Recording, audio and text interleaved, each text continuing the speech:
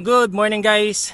Meron na naman tayong quick spin for this week. And right now, nandito tayo sa Barangay Panongyanan, paakyat ng Amadeo going to Tagaytay. From Tagaytay, bababa tayo today sa Sampaloc at aakyat pabalik. Nakababa na tayo ng Sampaloc before nung pumunta tayo sa Taal Basilica, pero hindi ko pa natatry na akitin yun.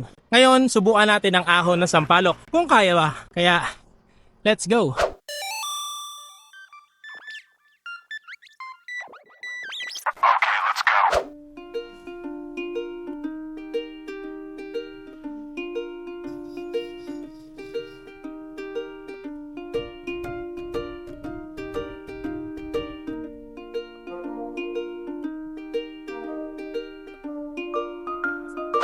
Kain muna tayo, nagutom ako. Gotong Batangas.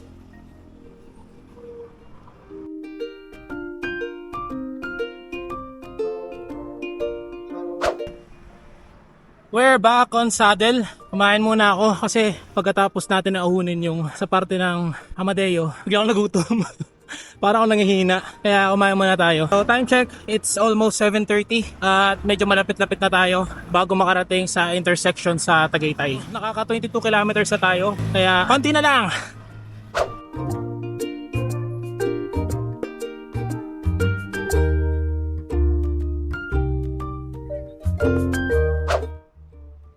We're here sa Praying Hands. Ayan. So di na tayo magtatagal dito dahil it's almost 8 AM na rin. Kaya rerekta na tayo sa Olivares, dun sa may rotonda dahil dun ang babaan papuntang Sampaloc. So let's go!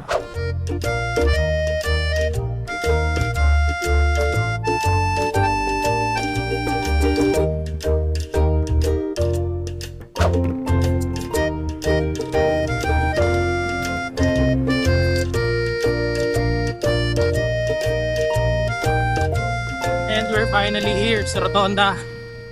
Direkta na tayo baba sa Sampaloc. Wala nang paligoy-ligoy. Sigurado tatangaliin tayo kaya direkta na tayo doon. Hindi tayo huminto. Yan. Let's go.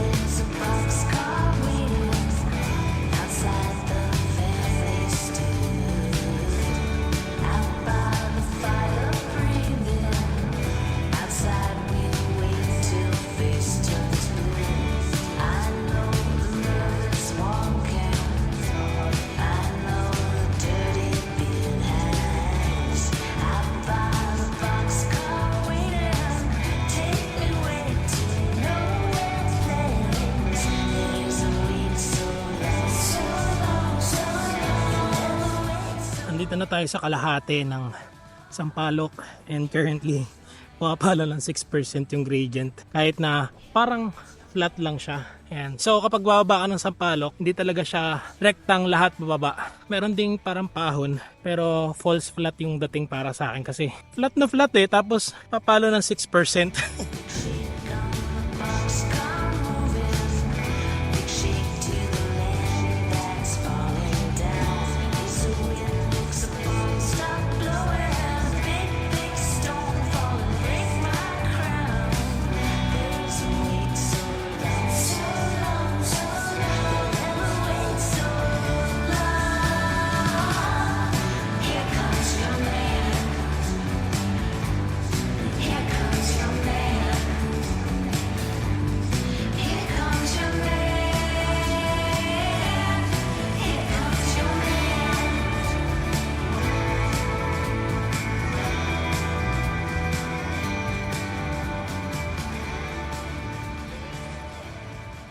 We're finally here.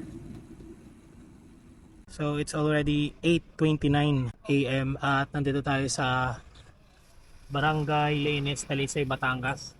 Diyan tayo bumaba at syempre diyan din tayo aakyat. Dahil 8:30 na, nakaka 42 kilometers na tayo, akyat na tayo. Let's go. Medyo malambot na gear yan. 5% ka agad. 7, 9, 10%. Well, hindi ko naman to bibilangin palagi. Kumbaga, paakyat pa lang yun na agad yung bubungad sa atin. Although di naman siya sustain na 10%. Subukan kong bumaba ng pinakamaliit na gear. Mas malambot.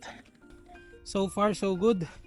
Yung bungad lang medyo matarik, pero currently nagsusustain lang ng 5 to 6% yung current position natin. Ngayon lang ako ulit gumamit ng pinakamaliit na chain ring sa crank, at ngayon ko lang din narinig na parang may chain rub yung aking crank sa pinakamaliit.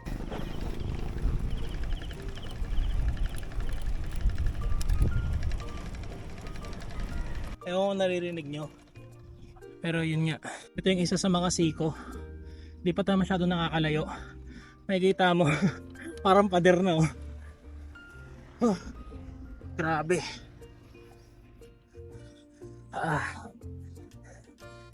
That's 12% already. Pero napakaikli lang. Isa pa sa na-observe ko kanina na papaba tayo, ang lamig-lamig. Ngayon naman, dahil napakabagal lang na acceleration natin, ang init dahil nakatapat din sa atin yung araw. Kaya that's something you need to take note of kapag bababa kayo dito. Ayan, kita nyo, open na open. Sobrang init. Kaya nagbalak laban na ako. 6% pa rin. Kapag lumiligo tayo sa mataas na siko, papalo ng 12 to 14%. Yun yung tinatayuan ko. Pero it's not wise na tayuan kapag mga ganito kasi mahaba pa yung ating akitin. We need to endure this slowly but surely.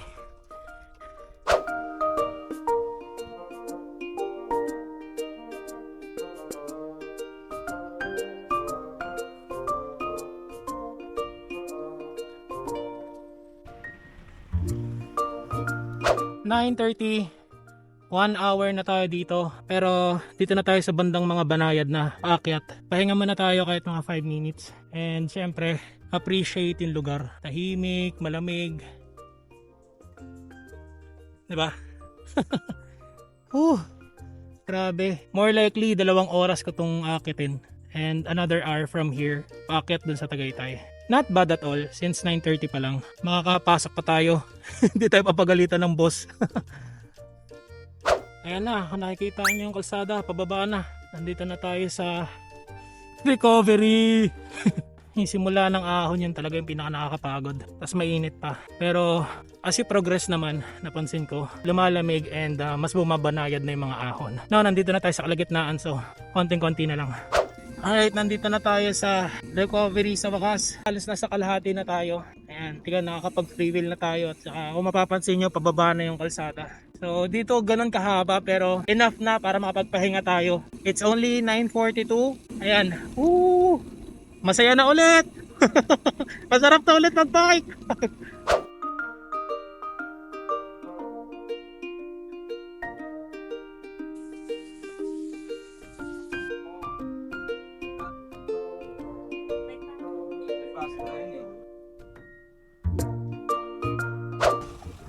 At sa wakas, uwi na.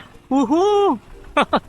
Natapos din natin ang climb ng Sampaloc. At ngayon, saktong 11 AM tayo pauwi na. Rumekta na ako ng kain kanina pagka-akit natin ng Tagaytay Olivares para mamaya hindi na tayo kakain, rekta na tayo sa trabaho. So before we end this vlog, shoutout muna natin si JV Saludes na currently nasa Tagaytay. What's up sa'yo, Gaylord?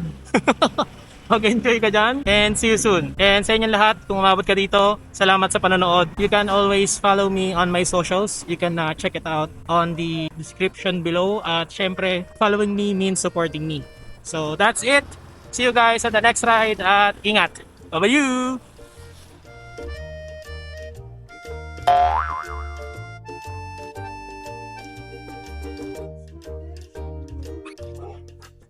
Hi.